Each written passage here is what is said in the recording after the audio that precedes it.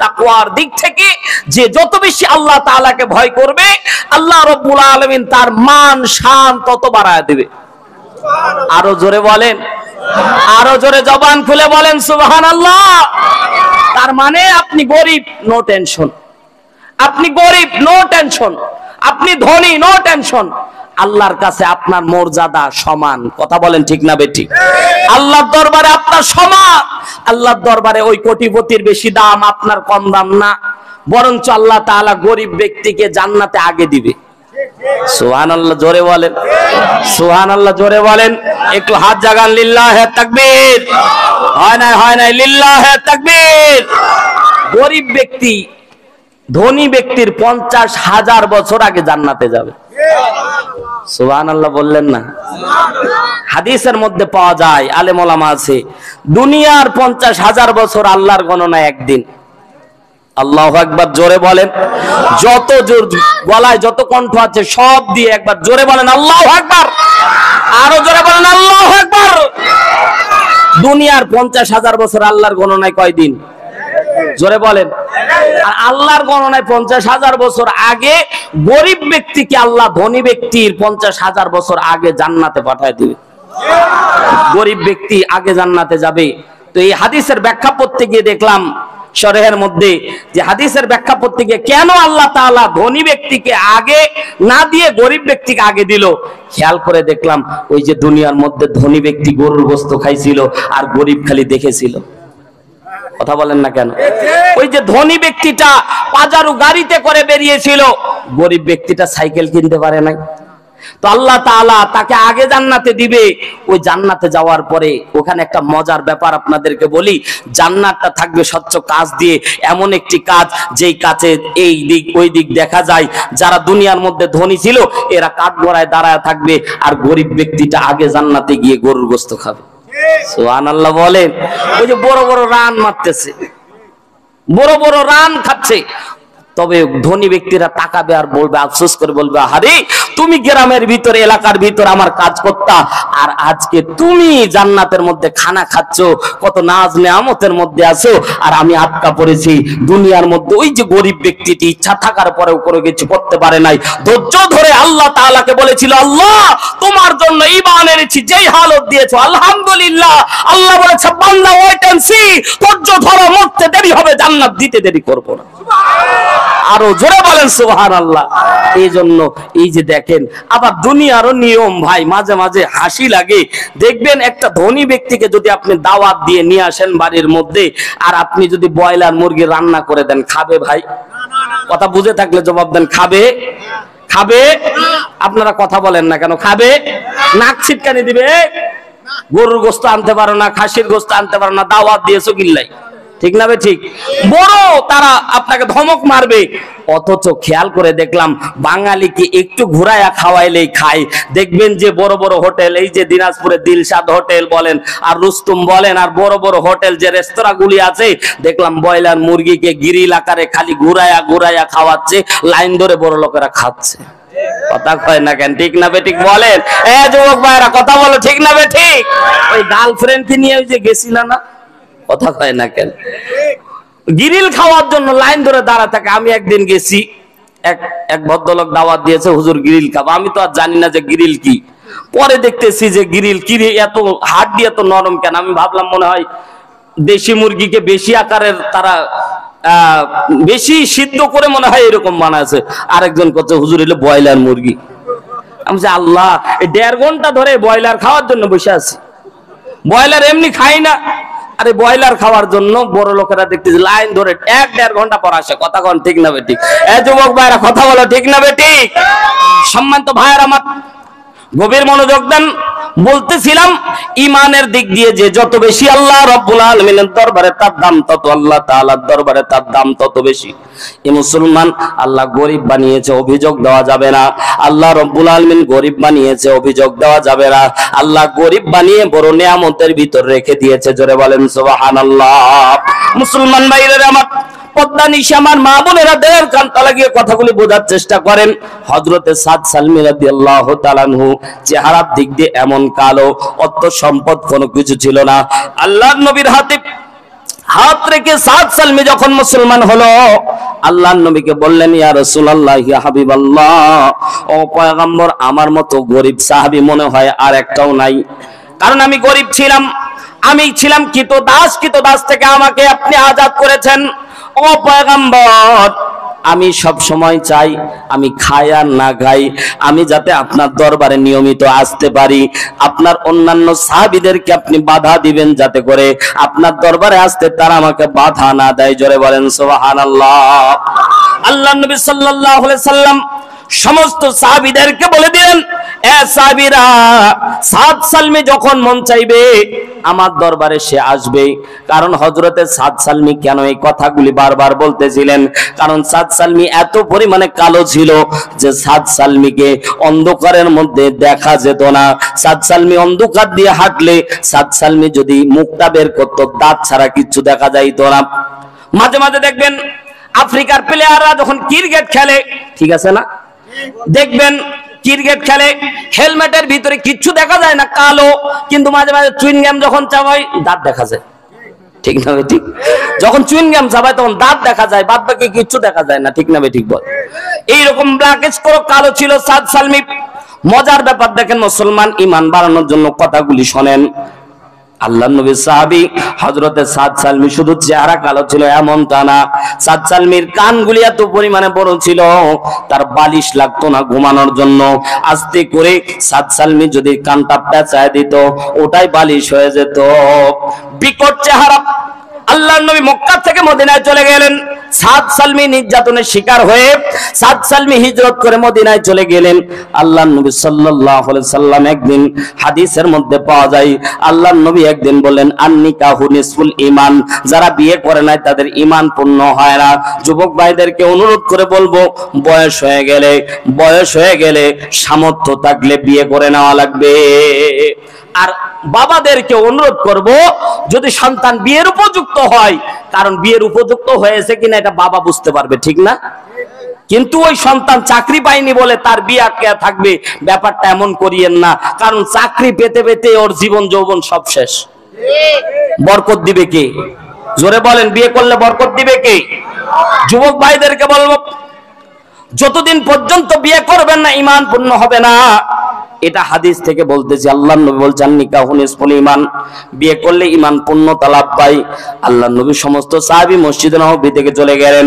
হযরতে সাদ সালমি ডুকরে কেঁদে দিলেন, ইয়া রাসূলুল্লাহ, ইয়া হাবিবাল্লাহ, ওগো পয়গম্বর, আমি সাদ সালমির মনটা চাই বিয়ে করতে। সুবহানাল্লাহ বলে, আরো জোরে বলেন সুবহানাল্লাহ। আমি সাদ সালমি, আমারও তো মনটা চাই বিয়ে করতে।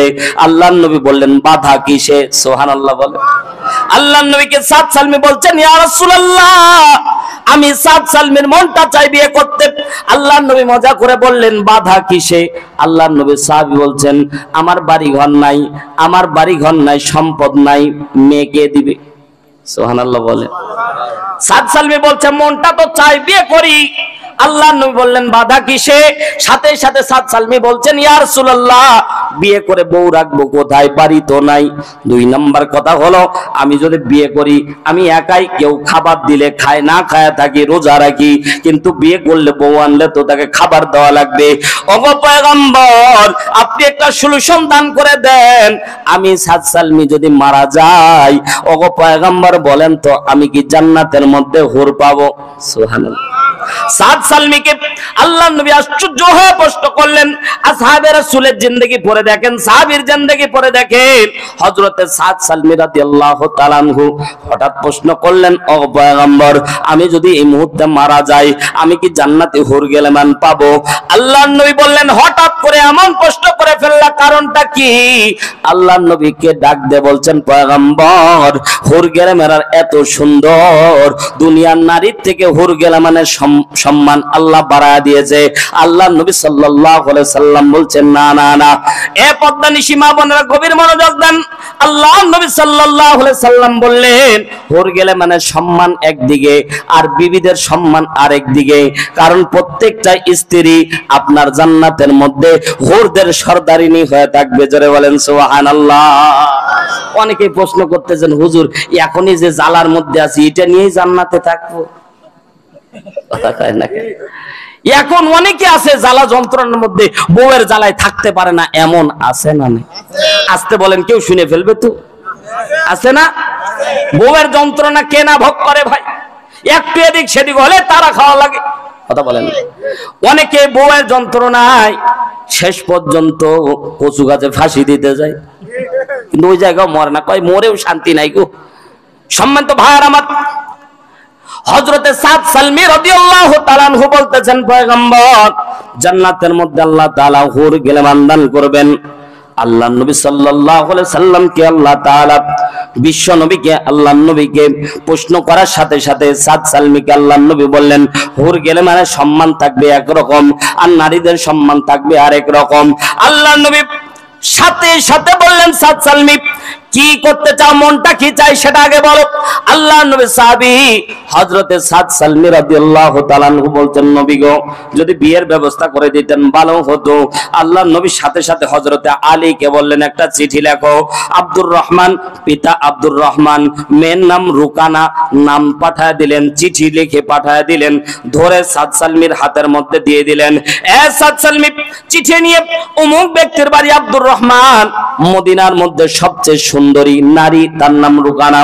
এই রুকানার বাড়িতে গিয়ে তুমি নক দিবা, রুকানার বাপ আব্দুর রহমানকে চিঠিটা ধরা দেবা। আমি রাসূল নিজে ঘটকালি করে তোমাদের বিয়ের জন্য প্রস্তাব পাঠাইলাম। সাদ সালমী, চিঠিটা নিয়ে তুমি আব্দুর রহমানের বাড়ির মধ্যে চলে যাও। আব্দুর রহমানের বাড়ির মধ্যে যাওয়ার পরে যখন দরজার মধ্যে নক করলেন, আব্দুর রহমান মদিনার মধ্যে ধনাঢ্য ফ্যামিলির একজন ব্যক্তি ছিলেন, অনেক বিশিষ্ট সাহাবীর ভিতরে আব্দুর রহমান একজন ছিলেন। দরজা খুলে দিয়ে হযরতে সাদ সালমীকে বৈঠকখানায় বসতে দিয়ে বললেন, খবর কি? হযরতে সাদ সালমী ডাক দিয়ে বললেন, আব্দুর রহমান আপনার নাম বলছে? হ্যাঁ, আল্লাহর নবী আপনার জন্য একটা চিঠি দিয়েছে। হযরতে সাদ সালমীর চিঠি আব্দুর রহমান যখন খুললেন, সাথে সাথে তিনি খেয়াল করে দেখলেন এমন একটা চিঠি, যেই চিঠিটা বেকট চিঠি, কিন্তু এই চিঠিতে যেই শিপ, যেই টিক মারা আছে, এটা আর দুনিয়ার কারো টিক নয়, এটা যেন রাহমাতুল লিল আলামিনের। আমি জানি প্রেমের পাগল সে তো মদিনায়, প্রেমানলে ডুবে মরি, প্রেমানলে ডুবে মরি, ওহে রব্বানা আমি জানি প্রেমের পাগল সে তো মদিনায়। কথা জোরে বলেন ঠিক কি না? আব্দুর রহমান চিঠির দিকে তাকা থাকে, আরে এমন ব্যক্তির চিঠি ফেরত দেওয়া যায় না। একবার চিঠির দিকে দেখে, একবার সাদ সালমীর চেহারার দিকে দেখে, চিঠির সাথে কোনো মিল নাই। আল্লাহর নবী তো জানে মদিনার মধ্যে সবচেয়ে সুন্দরী নারী, সবচেয়ে সুন্দরীর যে তালিকা আছে, আমার মেয়ের নাম তার মধ্যে এক নম্বরে আছে। রুকানার মতো সুন্দরী মদিনার মধ্যে হুর গেলেমান, মদিনার হুর বলা হয় যাকে। এই রুকানার মতো এত সুন্দরী মহিলা তো আর মদিনার মধ্যে নাই। আল্লাহর নবী একটা পাত্র পাঠাইলেন। পাত্র পাঠানোর ব্যাপারে আল্লাহর নবীর চিঠি দেখে আর সাদ সালমীর চেহারার দিকে দেখে, কিন্তু কোনো মিল পাওয়া যায় না। মন থেকে চাচ্ছে এমন একটা জামাই আমার হবে, কল্পনাও করতে পারি নাই। মনে মনে ভেবেছিলাম মদিনার মধ্যে ধনাঢ্য কত ফ্যামিলি থেকে বিয়ে আসলো, কিন্তু বিয়েগুলো না করে দিলাম। মনের মধ্যে চেয়েছিলাম দারুণ একটা মনের মতো একটা জামাই পাবো, কিন্তু না না না, এই চেহারার সাথে কোনো মিল পাওয়া যায় না। যারা মেয়ের বাপ থাকে তারা ভাই চেহারা দেখে খুব সুন্দর, কিন্তু দিনদার ইমানদার খুব কম দেখে। কথা বলেন না কেন? জোরে বলেন, কথা ঠিক না ঠিক? এই জন্য চেহারা দেখে, রূপ গুণ দেখে বিয়ে করার কারণে শেষ পর্যন্ত 6 মাস পর যখন মেয়ের চুলের মুঠি ধরে বাপের বাড়িতে পাঠায় দেয় মোটরসাইকেলের জন্য। কথা কয় না? এই এলাকায় মনে হয় মোটরসাইকেল দাবি করে না, করে। ও জীবনে সাইকেল চালাইতে শিখলো না, ও আবার শ্বশুরকে আমাকে একটা গাড়ি কিনে দিবে না। ওরে শয়তানের দল, আছে না এমন? আছে না? এ যুবক, কারা নিবা মোটরসাইকেল? হাত তুলো তো। দিলে নিব, যদি হাদিয়া দেয় সেটা ব্যতিক্রম, আলাদা। কিন্তু চাওয়া, কথা কয় না ভাই। অনেকে বলছে হুজুর এটা যাবে না বলে ফতোয়া দিয়ে কি বিপদে পড়বো? জাহাঙ্গীর ইউসুফ ভাই খুব চালাক আপনারা, কিন্তু এজন্য বলেনও না। বলেন চাওয়া যাবে? যদি দেয় তাহলে আলহামদুলিল্লাহ, যদি মোটরসাইকেল কেন বিমান কিনে দেয় তাও আলহামদুলিল্লাহ, কিন্তু চাওয়া। সম্মানিত ভাইরা আমার, প্রত্যেক কন্যার বাবা চাই সুন্দর জামাই, কিন্তু ভাই ইসলামের মধ্যে সুন্দরতা, ইমানের দিক দিয়ে সুন্দরতা আল্লাহ বিচার করে। আগে বললাম অন্তরের মধ্যে যার আল্লাহ ভীরুতা যত বেশি, আল্লাহর কাছে দাম তার তত বেশি। আল্লাহর নবী সাহাবী হযরত আব্দুর রহমান বারবার চিঠির দিকে তাকায়, আরেকবার সাদ সালমির চেহারার দিকে তাকায়, কিন্তু হযরতে সাদ সালমির চেহারার দিকে যখনই তাকায় কলিজার মধ্যে মোচড় দিয়ে উঠে। এমন একটা জামাই, কালো জামাই, কালো হলেও মানা যেত, ওর কান দেখলে ভয় লাগতেছে। এমন একটা বিকট চেহারার একজন ব্যক্তি সামনে দাঁড়া আছে। হযরতে আব্দুর রহমান কান্না কণ্ঠে চিঠিটা নিয়ে ঘরের মধ্যে চলে গেলেন। বাইরে বৈঠক খানার মধ্যে সাদ সালমিকে বললেন, সাদ সালমি তুমি একটু বসো, মুসলমান ইমান বাড়ানোর জন্য কথা বলতেছি, একটু দিলের কানটা লাগিয়ে শোনেন। আল্লাহর নবীর সাহাবী হযরতে সাদ সালমি বসে থাকলেন, আব্দুর রহমান ঘরের মধ্যে চলে গেলেন। বিবিকে ডাক দিয়ে বলছেন, বিবি রে, আল্লাহর নবী একজন পাত্র পাঠায়েছে চিঠি দিয়ে। বিবি তো লাফায় দাঁড়ায় গেল।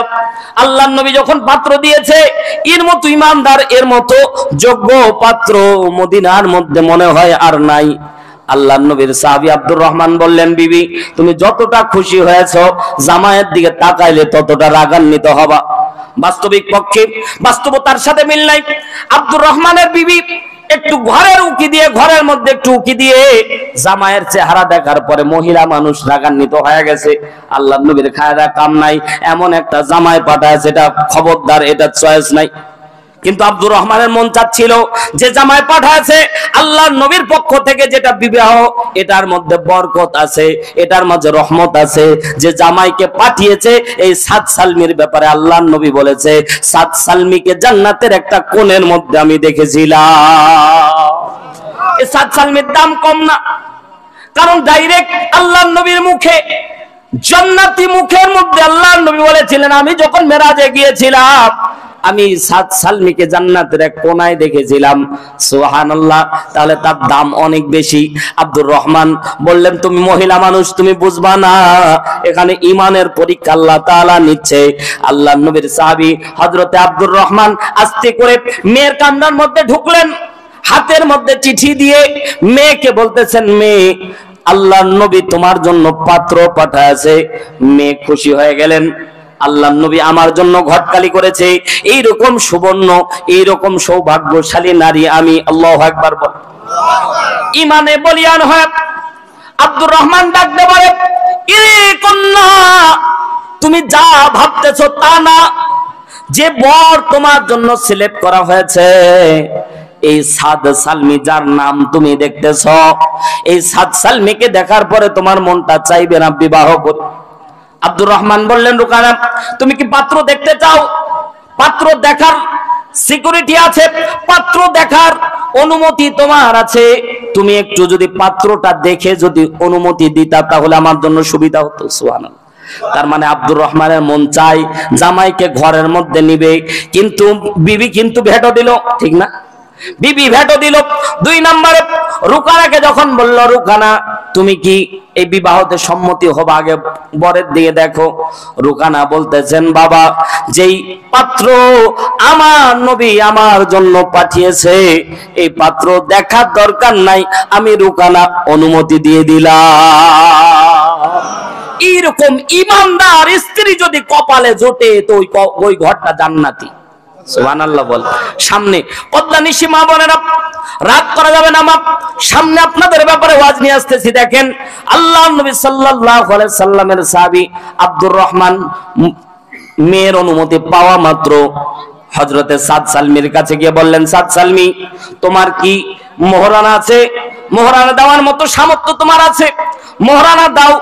দিন ধার্য নির্ধারণ করে আল্লাহর নবীকে ডেকে তোমার বিবাহ করা দেওয়া হবে। সুবহানাল্লাহ বলে। আল্লাহর নবী সাল্লাল্লাহু আলাইহি সাল্লামের জলিল কদর সাহাবী সাদ সালমি ডাকতে বললেন, ও আব্দুর রহমান, আপনি আমার হবু শ্বশুর, আপনাকে জানায়া দিচ্ছি আমি সাদ সালমি এতই গরিব, আমার কাছে এক দিরহামও নাই, এক দিরহামও নাই। তো এই কথা যদি শুনে এমনিতে রাগ হওয়ার দরকার আছে না? এমনিতেই তুমি জান্নাতি হুর গেলেমানের ভিতরে মদিনার সবচেয়ে সুন্দরী মেয়েকে বিবাহ করতে এসেছো, 2 নম্বরে তোমার পকেটে একটা টাকাও নাই, তুমি কিসের জন্য এসেছো? রাগ হওয়ার কথা ছিল। আব্দুর রহমান বললেন, তাহলে তুমি আল্লাহর নবীর কাছে চলে যাও, যাওয়ার পরে আল্লাহর নবী যেভাবে বাতলিয়ে দেয় সেভাবে তুমি বিবাহ করো, আমরা বিবাহের জন্য প্রস্তুতি গ্রহণ করতেছি। জোরে একবার বলেন সুবহানাল্লাহ। হযরতে সাদ সালমি বলেন তো খুশি না বেজার? কথা বলেন খুশি না বেজার? লাফাইতে লাফাইতে দৌড়াচ্ছে আর যাচ্ছে।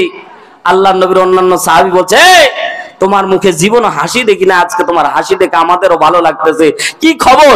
বলছে আমি বিবাহ করতেছি। সুবহানাল্লাহ বলেন। আমরা ভাই সাহাবা একরাম বিবাহ করতো হাসিতে খুশিতে, আর এখনকার বিবাহ হয় গোপনে। কথা হয় না কেন? হঠাৎ পালায় গেছে, যে আগের বক্তা বললো না, মা যখন একটা ফোন কিনে দেয় বলে, বেটি ভালো একটা পাইলে পালায় যায়। কথা কয় না কেন? কথা বলেন না কেন? মোবাইল দেওয়া মানে জামাই একটা হাতে তুলে দেওয়া, অটোমেটিক জামাই চলে আসতেছে। বিয়ে করার পরে ফোন দিচ্ছে, বাবা বিয়ে করে ফেলেছি। আরে বিয়ে করে ফেলেছিস তো ফোন দেওয়ার দরকার কি? কথা কয় না কেন? তাই মাইনে নিবা, না নিয়ে উপায় কি? কথা বলেন না কেন? বিয়ে করার পরে ফোন দেয়, আগে ফোন দেয় নাকি? কথা বলেন। এখন ফালায়া ফালায়া বিয়ে বেশি হচ্ছে, হালালের পন্থা এখন বন্ধ হয়ে গেছে। দেখেন বিয়ে কিন্তু খুব কম হচ্ছে। বিয়ের জন্য পাত্রী খুঁজতে গেলে পাত্রী পাওয়া যায় না, পাত্রীর নাকি বয়সই নাই। কথা বলেন না কেন? আমি আমার ব্যক্তিগত যখন বিয়ের জন্য যখন পাত্রী খুঁজতে লাগতেছি, একটা ভাই অনার্স 3rd ইয়ারে পড়ে, এর বয়স কম, 3rd ইয়ারে পড়ে। এক ঘটক বলল যে আপনার তো মেয়ে বড় হয়েছে। বলছে আমার মেয়ে বড় হয়েছে কে বললো? অনার্স 3rd ইয়ারে পরে ওর মেয়ে বলে বড়ই হয় না। কথা বলেন না কেন? এক ঝিনাইদাতে এক মাহফিলে গেছি, আমাকে বলতেছে হুজুর আমার একটা ছোট মেয়ে আছে, একটু একটু ফু দিবেন। আমি বলছি ছোট মেয়ে নিয়ে আসেন। বলছে এইরকম ছোট মেয়ে। তো ছোট মেয়ে নিয়ে আসতেছে, 18 বছর বয়স, বলে ছোট মেয়ে। তা আমি করছি এটা কোনো কাজ করলেন আপনি? আমাদের জন্য তো সে হারাম। তার কাছে কি ফু দিব? আপনি এক গ্লাস পানি নিয়ে আসেন, আমি ফু দিচ্ছি। তাছাড়া ও ফু দেওয়ার কায়দা না। ওটা বলতেছে ছোট মেয়ে, 18 বছর বয়সে, বলে ছোট এখনো। তো বাবা মার কাছে ছোট থাকবে, কিন্তু এবিলিটি এখন ছোট, এমন ছোট যে দেখেন যে পার্কের চিপাই পাওয়া যাচ্ছে। কথা বলেন না কেন? শুনতে খারাপ লাগলেও ভাই বাস্তবতা এমন। হারামের পন্থাগুলি যতভাবে আমরা বন্ধ করে দিয়েছি, হারামের পন্থাগুলি তত তৈরি হয়েছে। এই যে পহেলা বৈশাখ গেল, অসংখ্য মানুষ, আমি বিশ্ববিদ্যালয়ের ছাত্র ভাই, বিশ্ববিদ্যালয়ে পড়ালেখা করেছি, কওমি অঙ্গনে পড়ালেখা করেছি। বিশ্ববিদ্যালয়ের যে জায়গার মধ্যে সর্বোচ্চ ডিগ্রি দেওয়া হয়, এই জায়গাগুলিতে অবাধে মেলামেশা হয়। 175 একর জমিন, ইসলামী বিশ্ববিদ্যালয় কুষ্টিয়া, 175 একর জমিন, 175 একর জমিন সিসিটিভি ক্যামেরা দ্বারা আওতাভুক্ত।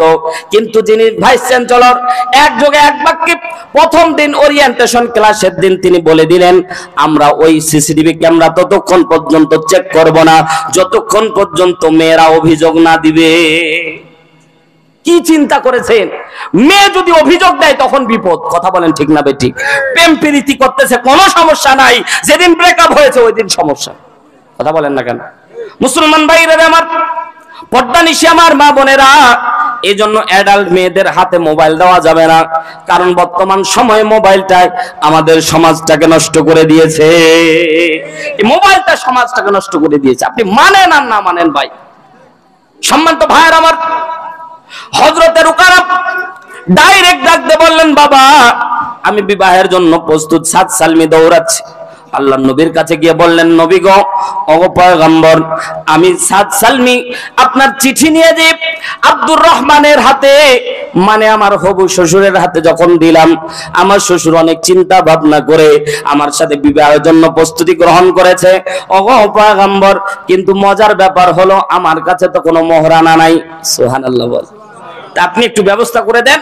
আল্লাহ নবী সাল্লাল্লাহু আলাইহি ওয়াসাল্লাম, অনেক লম্বা ঘটনা, সংক্ষিপ্ত আকারে বলতেছি।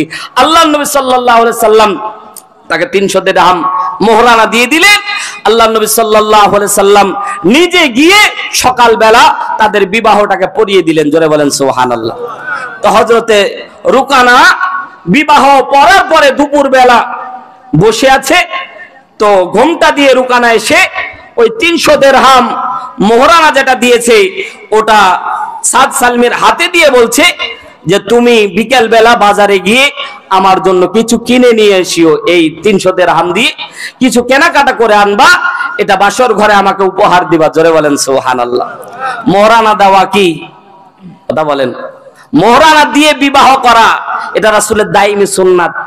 মোহরানা দেওয়া এটা কোরআনের মধ্যে স্পষ্ট ভাবে মোহরানা এটা একটা ফরজ বিধান। মোহরানা দিয়ে বিয়ে করতে হবে। আপনি নিয়ে করতেছেন, কথা বলেন ঠিক কিনা? দিয়ে বিয়ে করতে হয়, আমরা নিয়ে করতেছি। মোহরানা যতটুক সামর্থ্য ততটুক মোহরানা দিবেন। অবাধে বিয়ে পড়াইতে যাই, মোহরানা 10 লাখ টাকা। ওর বাপের জন্মে দিতে পারবে ভাই 10 লাখ 20 লাখ এইরকম মোহরানা বাদে? আমার 3টা বিয়ে খালি এইভাবে ছুটেছে মোহরানার জন্য।